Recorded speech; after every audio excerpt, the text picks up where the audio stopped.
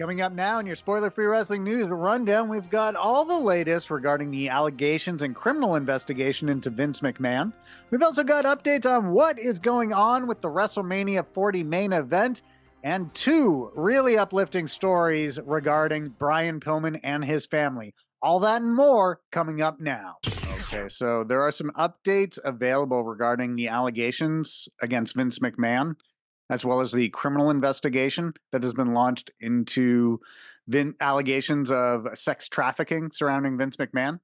If you're familiar with the Janel Grant lawsuit, in that suit, Grant alleges that a sexual encounter with her was used as a bargaining chip in contract negotiations with a WWE wrestler who the Wall Street Journal has reported as Brock Lesnar.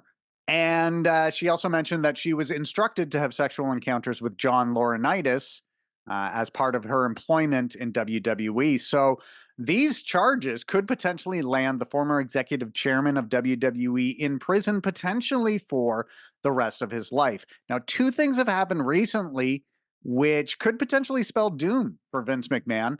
And those things are the lawyer who previously represented Ashley Massaro in a concussion lawsuit against WWE has spoken up about things that Ashley Massaro has alleged or had alleged before her death in 2019 regarding a 2006 trip to Kuwait, where she alleges she was sexually assaulted by someone impersonating a U.S. doctor while she was touring military bases in Kuwait with WWE.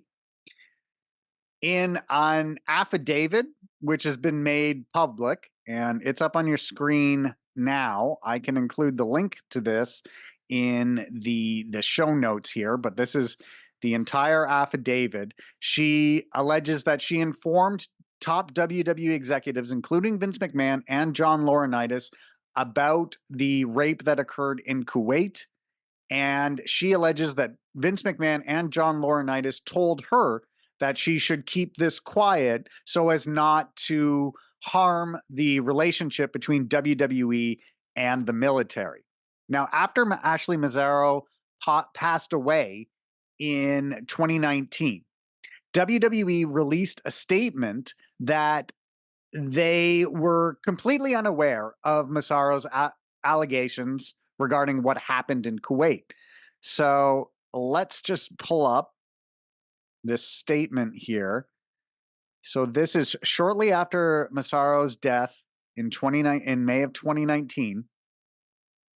WWE released a statement to media saying, WWE is saddened by the death of Ashley Massaro, and we reiterate our condolences to her family. However, we regret that her attorney, Konstantin Kairos, who filed multiple cases against WWE, lost all of them and was sanctioned multiple times by the court for repeated misconduct and false allegations, is using Ashley's death to further his malicious campaign against WWE by releasing an affidavit that she submitted to the court and later apologized to WWE for being involved with, so we wish to make certain things crystal clear. Does that sound like a very professional statement to you? Or does that sound like an irate Vince McMahon telling someone to what to write down? That's just speculation. But I'm sorry. Nobody who works in a communications role is going to be okay with absolutely burying this woman's lawyer and her so shortly after her death. So the statement continues, at no time was Vince McMahon or the management of WWE ever informed by Ashley Massaro or anybody else that she had been sexually assaulted, drugged, raped, or sodomized by a military doctor with a nurse standing guard while on a goodwill tour in 2007 to U.S. military bases in Kuwait. In fact, if she ever articulated such a claim to WWE, we would have reported it immediately to the base commander. This statement, along with Ashley Massaro's affidavit that she went to John Laurinitis and Vince McMahon about this, was addressed in a Vice article that came out recently. This was published last week, I believe. It was 5 days ago. And they reached out to John Laurinitis' legal team regarding this. And now remember, John Laurinitis has kind of flipped on Vince McMahon. John Laurinitis' lawyer, Edward Brennan, to Vice News said, any allegations that Mr. Laurenitis helped to cover up an alleged rape allegation is an outright lie. Johnny, like most upper-level management, at some time became aware of the allegations and ensured all proper WWE protocols were followed, including privacy for the alleged victim. We object to the use of the term cover-up, as no such plan or plot ever took place to hide or assist in the alleged rape. All right, so let's unpack this a little bit. On the surface, this statement is denying that John Laurinitis had anything to do with covering up this alleged sexual assault. However, the lawyer does recognize that top, or as he says here, most upper level management at some time became aware of the allegations. So John Laurinitis' lawyer has said that WWE executives were aware Ashley Massaro made these allegations, and nothing was done. They certainly didn't inform any base commander. So now this is a potentially another criminal element of this case. And it could potentially involve far more names than just Vince McMahon or John Laurinitis. How many people knew of Ashley Massaro's allegations, and how many people knew that she was being pressured by the company not to go public with them? So that's potentially very big news. Just the whole idea that John Laurinitis has turned against WWE and against Vince McMahon is very big, because he was Vince McMahon's right-hand man. So if he is trying to save himself by giving them everything he knows about Vince McMahon, that's a lot of stuff. Another thing that came out recently is that Janel Grant says she does not plan on settling with WWE. She wants it to go to trial. And if this case does go to trial, large amounts of emails, text messages, things that people in WWE thought were private will be made public. And we'll find out a lot more about who knew what, who helped cover what up, and everything. So the combination of discovery in this lawsuit and John Laurinitis flipping to save himself, this is going to spell doom for Vince McMahon. And it could potentially spell doom for a lot of other people in WWE as well. Anyone that was even involved with this company while this was going on is potentially at risk of, I don't know, being linked in with Vince McMahon and John Laurinitis here. So there's a guy on Twitter, I don't know how reliable he is, but claims to have sources in WWE. His tweet is up on your screen now about the reaction to John Laurinitis' lawyer claiming that executives in WWE, most upper-level management, knew of this. And so he said, WWE source on the reaction to Vice story about John Laurinitis backing Ashley Massaro's claims, as well as the naval inquiry in 2020. He writes, it's Armageddon. What is going to come of all of this? Way more stuff is going to come out in the coming months. This thing is only going to get bigger. All right, so I'll try my best to unpack everything that has gone on with the WrestleMania 40 main event in recent weeks. All right, so we go all the way back to last Friday's SmackDown.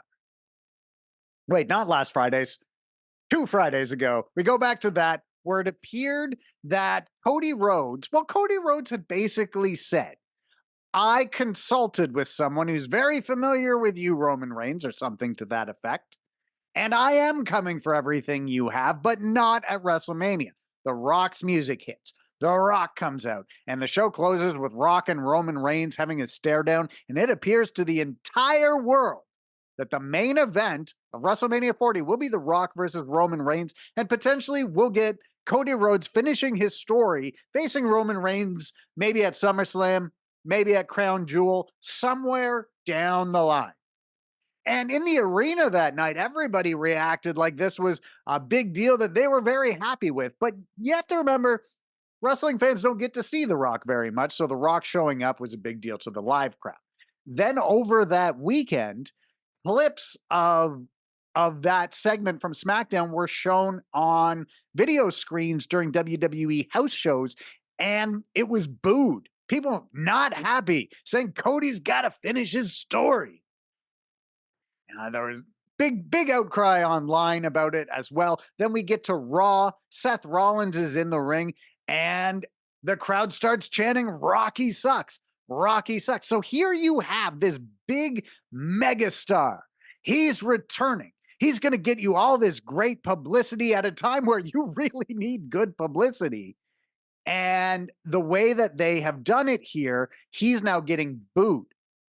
So perhaps in response to the negative reaction that The Rock versus Roman Reigns received, perhaps in reaction to it, they pivoted and have now gone back to Cody versus Roman at WrestleMania with The Rock in Roman's corner, a freshly turned heel Rock in Roman Reigns' corner. Perhaps they pivoted. Perhaps, as some people are saying, it was a work all along, that they just did things how they did them so that The Rock would turn heel and the fans would view Cody Rhodes as a martyr, similar to Daniel Bryan at WrestleMania 30. He would be thought of as, oh, the company's trying to keep this guy down, but he's our guy. So getting everybody behind Cody Rhodes. So and here's where things get interesting, because there have been conflicting stories by insider news websites regarding this. Some insider news websites have reported that this was all WWE's plan to turn Cody Rhodes into an even bigger babyface than he was before. But other insider news sites have said that the response was not what they thought. They thought that Cody Rhodes endorsing The Rock to wrestle Roman Reigns at WrestleMania would prevent the fans from turning on the match. But it didn't. Fans still turned on the match. So then they had to pivot. Whether it was all a work all along, whether they pivoted due to the fan response, you're never going to know. To me, there's more evidence that they pivoted, that they changed plans in response, but I don't know that to be sure. All right, let's quickly go over some of the other notable things happening in the world of professional wrestling. So Scott D'Amore, everybody's favorite promoter of TNA Wrestling, Scott D'Amore was actually released. He had his contract terminated by Anthem Sports and Entertainment. That was the wording that came from a press release from Anthem Sports and Entertainment. They basically said, so they've announced Anthony Cicione, who is already the president of entertainment for Anthem Sports and Entertainment. They announced that he will be replacing Scott D'Amore. And they write, Cicione replaces Scott D'Amore, whose contract with Anthem has been terminated.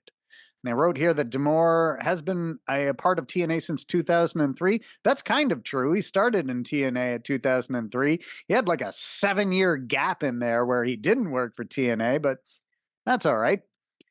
So in terms of like, why would they do this? They just had 2 of their most successful shows in many, many years. The ones at the Palms in Las Vegas. They've got Nick Nemeth has come in there. They've got Mustafa Ali has come in there. A lot of people saying some really good things about TNA Wrestling. So what the hell happened?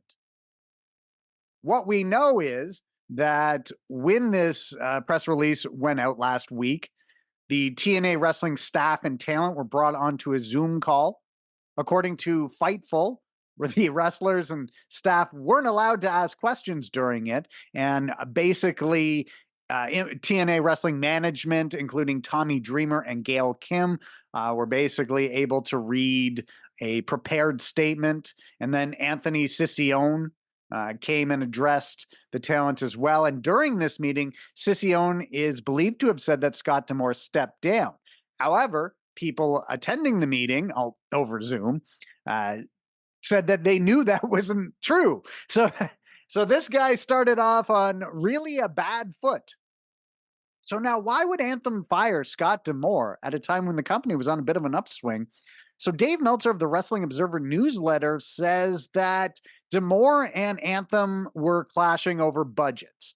So this is a quote from Dave Meltzer on Wrestling Observer Radio that's up on your screen. I'll just try and paraphrase it a little bit.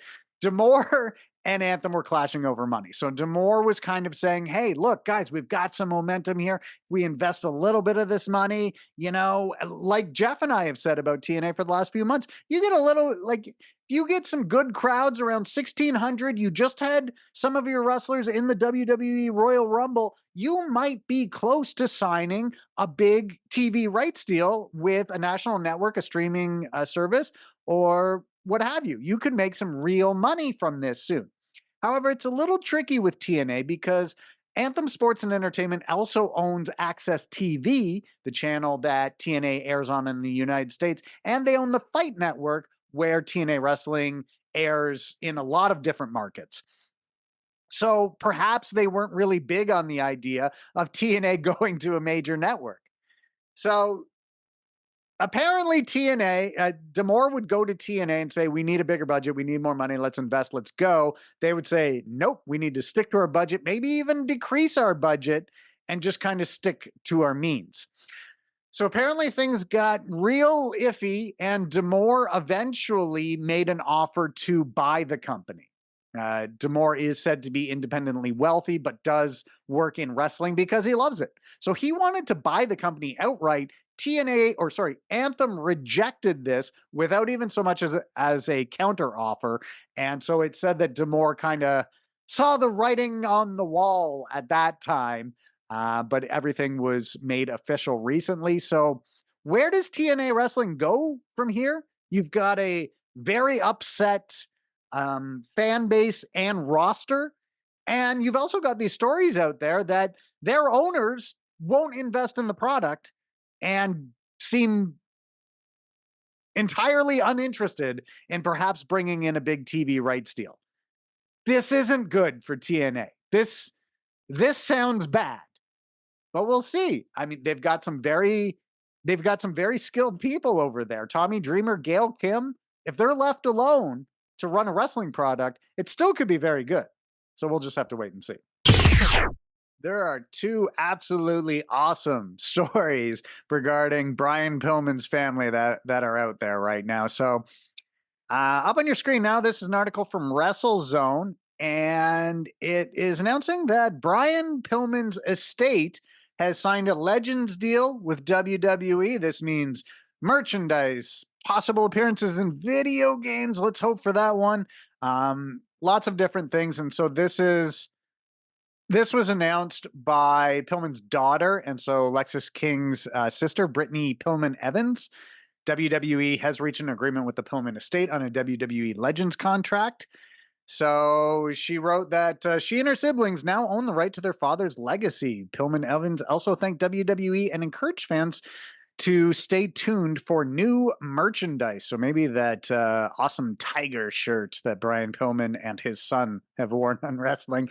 All right, that's not even the coolest story involving the Pillman family that came out recently. So up on your screen now, this is a tweet from Lexis King, and he has tweeted out an article about his nephew, Jackson Swollen, who also goes by the name Boom, like that. So this is Brian Pillman's grandson, and he is being honored by the Uvalde Foundation for Kids with their National Student Hero Award as a result of his actions to help stop a school shooting at his school. This is a 15-year-old kid.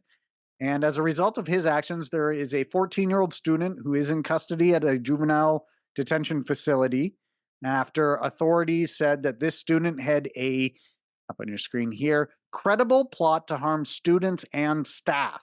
So I'm just going to read a little bit about what's up here. So a 14-year-old student has been charged with conspiracy to commit aggravated murder in relation to this case. And that student is also said to have been in contact regarding this planned attack with a 22 to 24-year-old from the Colorado area. There is no word on if this other party, this adult that was planning this with this student, has been arrested.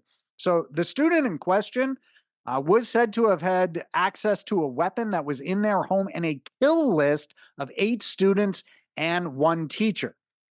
So Brian Pillman's grandson, Boom Jackson, he finds out about this. The student threatens to shoot and kill Jackson if he tells anybody. But that didn't deter him. He told his dad. His dad informed the police. The police acted quickly. They picked up this student. And they were able to determine through text messages and various things that this kid was going to do this. This was a very credible threat. He had access to weapons and had formulated a plan and was texting about this to an adult. Lexis King would later add that his nephew is a freak athlete as well. So lots of people feeling very good about him. So this is a quote from Daniel Chapin, founder of the Uvalde Foundation for Kids. He said, this student who helped extinguish a possible threat to fellow students represents the reality of how the climate of violence plaguing our nation, schools, and threatening student lives can come to an end. Not through gun control or more safety planning meetings, but rather through alert, caring students such as this young man who refused to stand by when a potential threat stands against their friends. Way to go, Jackson Swollen, Boom Swollen, Brian Pillman's grandson, Lexis King's nephew. Really cool story there. All right, let's end things off by going over the lineups for tonight's Raw and tomorrow's NXT, just in case we don't do a video tomorrow. So on tonight's show, we will have a 6-man tag team match featuring The New Day and Jey Uso going up against all 3 members of Imperium. We will also have an Elimination Chamber qualifying match pitting Liv Morgan against Zoe Stark. Another Elimination Chamber qualifying match has Big Bronson Reed against Bobby Lashley. And the drama in the Judgment Day will continue as R-Truth goes one-on-one with JD McDonough. And in another qualifying match, Ivar will take on LA Knight. And that comes to you tonight from the Rupp Arena in Lexington, Kentucky. And Wrestle Tickets has around 9,500 tickets, somewhere around there. So under 10,000, but over 9,000. So a decent enough crowd should be there for Raw tonight.